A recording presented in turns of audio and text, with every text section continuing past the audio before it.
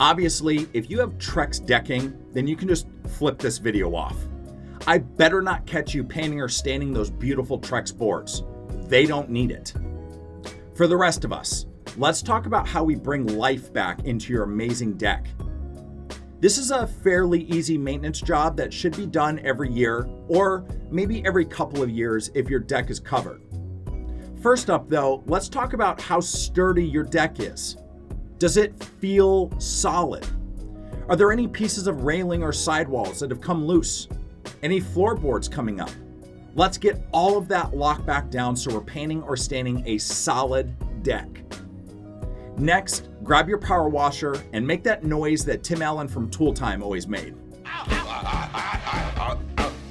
Come on, guys. Classic. Make sure you wash it up good. Get any peeling paint off, and obviously we want the whole thing as clean as possible. There's also a lot of pre-treatment solutions that protects the wood, and I highly recommend using those.